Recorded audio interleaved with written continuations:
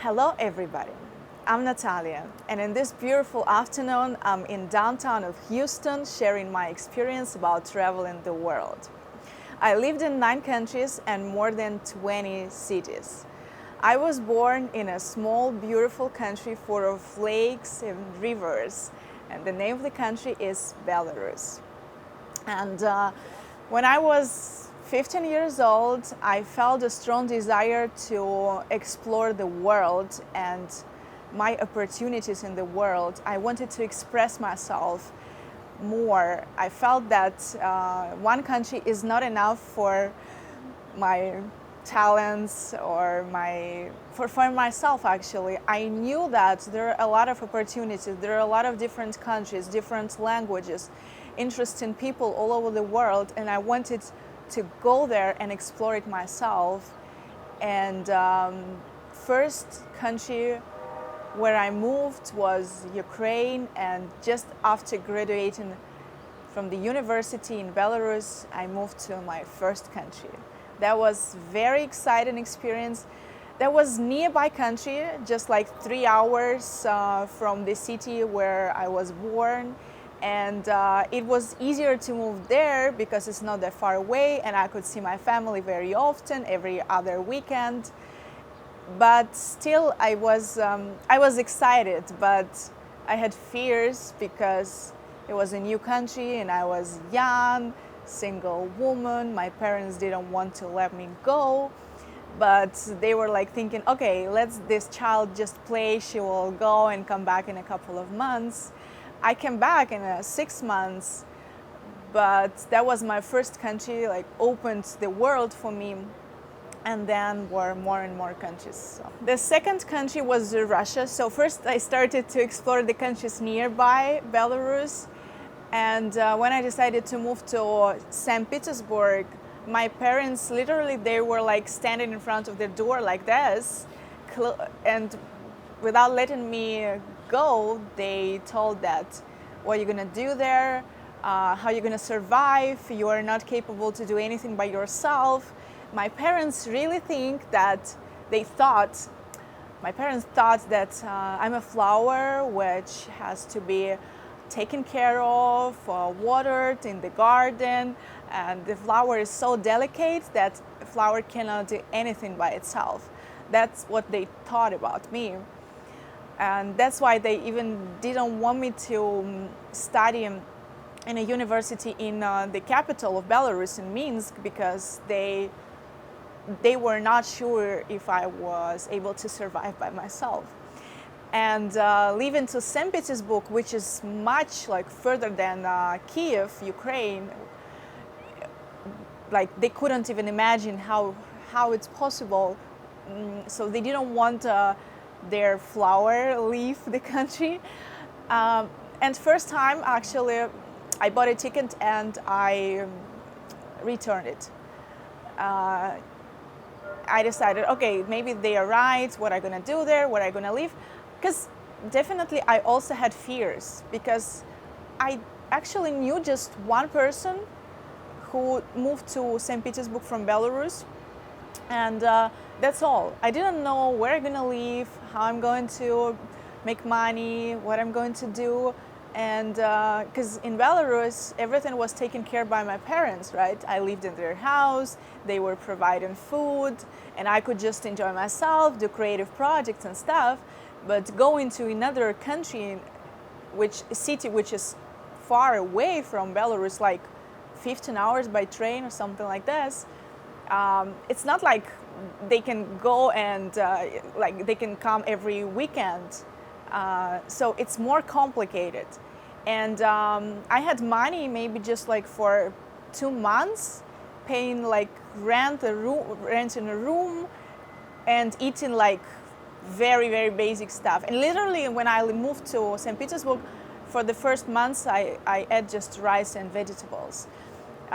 So coming back to departure, I returned ticket first time, and then I remained in Belarus, and parents were happy, but I was not happy because I felt that I wanted to explore the world. I had this desire, like I was so eager to learn what is out there, like outside of Belarus, that nothing could stop me. And I bought a ticket after 2 weeks. I bought ticket again, train ticket to St Petersburg, and I left. And my parents were sure that like once my money ends, I will come back like in a month or 2 months. And I just decided I had a goal. Whatever happens, I won't come back. I will stay. I will do my best, but I will remain there. And I decided that I want to work as an assistant of CEO. And I've never had this experience. I had experience working in model agency in Belarus, but I've never had experience working as an assistant. And but I decided that I will have this experience, and I already knew in my mind what salary I will have, which will be enough to rent a room and survive till the next salary, and at least have a decent life. And so 1 month I was going to different interviews.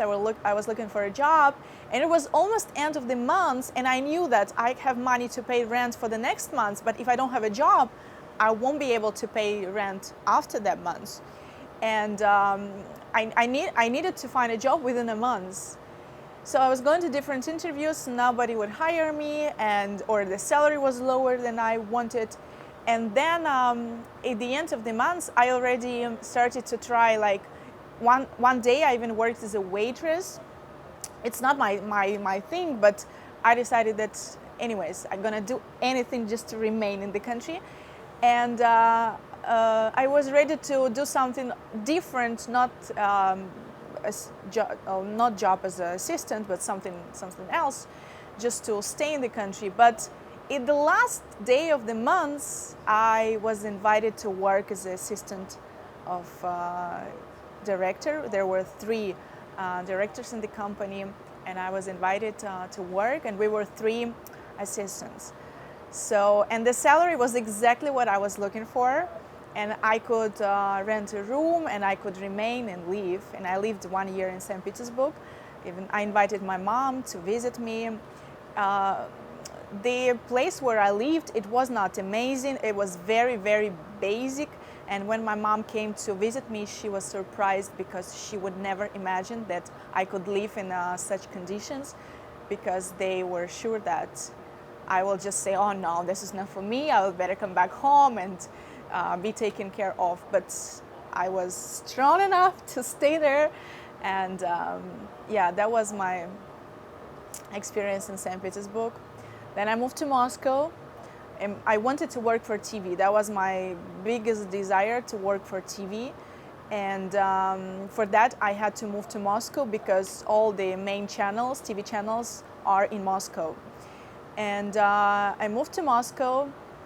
And again, nobody in my surroundings, neither my parents nor my friends, were supporting my idea to work for TV. Everybody told me, who will hire you, a girl from Belarus who doesn't have any TV experience? You know that there are so many talented people out there in Moscow. Why would they hire you? So forget about this. They were laughing at my face.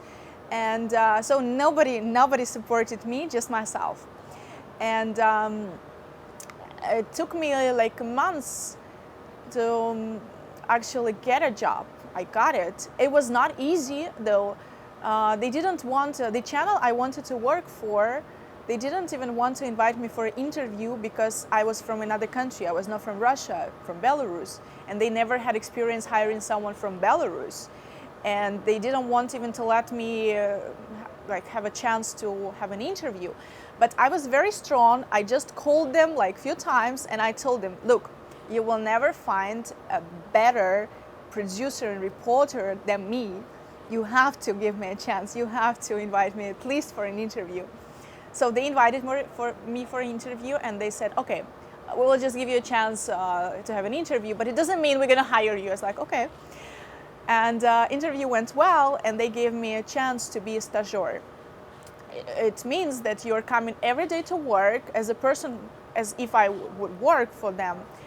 I have to stay the whole day, and I have to show them that I am capable to work for them, because there were like 1,000 stagiaires coming every day, and you have to be so exceptional to stand out of everybody, to show that you deserve this position.